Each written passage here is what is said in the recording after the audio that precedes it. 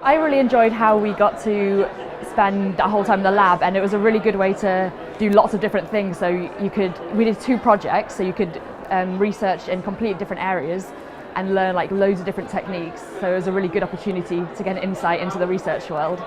The reason I'd recommend the programme is because it's purely research. It's 2 projects of 20-week intense research, so it's really good to get your hands dirty and really get to grips with what you would be doing if you're going into a career in research. So that's absolutely why I wanted to do it. What I really enjoyed about my program, because it was a Master's by Research, is that it provided me the opportunity to do 2 big projects on specific laboratories, and they lasted for 20 weeks, while most programs don't offer that.